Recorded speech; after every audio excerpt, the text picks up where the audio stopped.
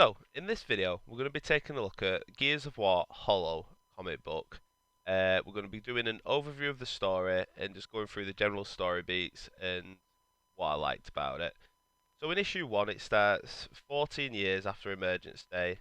The squad itself is out in the Badlands south of Jacinto looking for survivors, and the squad that they have is Marcus Phoenix, Jace Stratton, Dominic Santiago, and Gil Gonzalez. And they're exploring, looking for these missing squads. And they come across one lonely gear, Michael Barrick. It's the only one they find. Then at that evening, they're going to set off back to Jacinto to take him back and report back what they've found. And one thing I really liked about this scene was that the reminiscing Dom and Marcus around the campfire about the first game where you're in the mine carts going through the emulsion mines. They're talking about it in this part of the story, so that was really cool. It brought it, really into the Gears universe and got the immersion there. And then at the final part of the issue, they get ambushed on the way back to Jacinto, and Gil gets shot. Now that's where issue 2 begins. They managed to fight off the ambush, but unfortunately Gil bled out in that time. Jace was trying his best to help him, but unfortunately there was nothing that could be done. They also then make it back to Jacinto. They do have a funeral for Gil. Marcus ends up in a bar fight because there's some like ass hat cracking on with Anya, and he's like a bit pissed off that he lost one of his men. Jace visits a children's home where it's found out that he was once an orphan that worked there, not worked there, sorry, that lived there. And then it's a good insight into Jace's backstory, so you find out that he was an orphan. We first meet Jace in the games in Gears of War 3, and again, this comic book explains how Marcus and Jace had such a good relationship, and then it delves into Jace's backstory a bit more. They then get given a new mission, and Anya remarks to Dom before they set off that she's still looking for Dom's wife, because of course this story is set between the events of Gears of War 1 and Gears of War 2. Now, as they're flying out, the helicopter gets attacked by Cedars, and as the issue comes to an end, as you can see on the image on the right hand side, they're prepping for a crash landing. Issue 3, thanks to Jace and his one-time pilot training, they managed to crash land in relative safety, if there ever such a thing. There's no casualties whatsoever. As they're exploring, because they're pretty much in the middle of nowhere, not sure where they are really, they find a stranded village. The stranded villagers tell them that the locusts keep hassling them, stealing the supplies, and then that again happens as the squad's there. So they defend the village, and they absolutely whoop the locust ass because they're completely not expecting that to happen. And then they take a kid with them onto the city of Montevideo, which is where they're headed to find out what the hell's going on there. Unfortunately, they get ambushed on the car ride, and then the issue ends with a Brummok cresting the hill, and everybody going, shit. They're fighting the Brummok, but unfortunately, they're outmatched because the small arms fire that they have from the Lancers and Nashers, they can't really do anything against the Brummok. Bird and Cole turn up, however. Woo! In a vehicle that's got like a big cannon on it.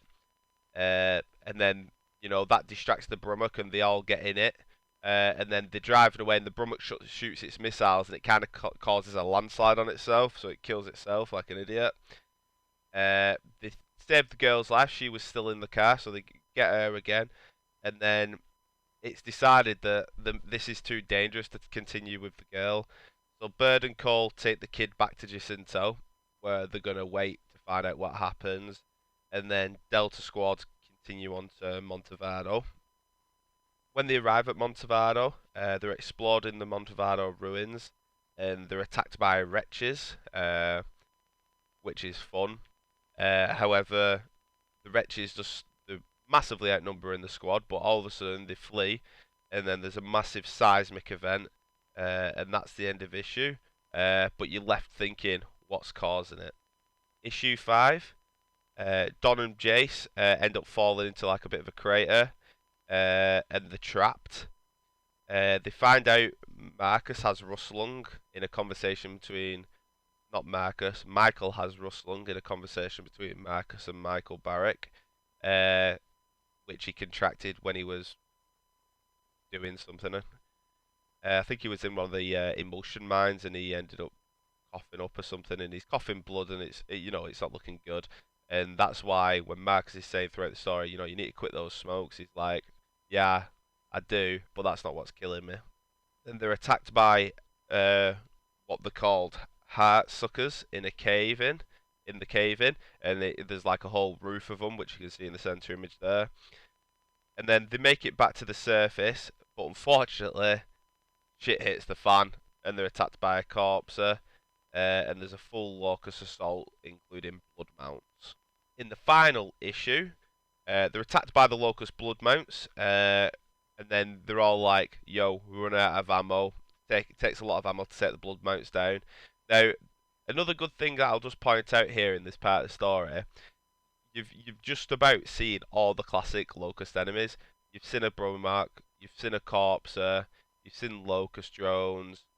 Now we've seen blood mounts, which initially in the games we're only seen in Gears 3, and then in a minute you'll see the big baddie, the Berserker.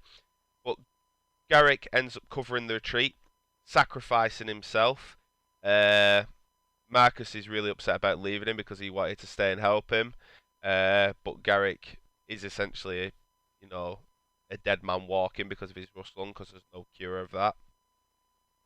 Then they're waiting on the helo evacuation at the top of the crater, but unfortunately, there's another rumble, and Jace falls back into the sinkhole.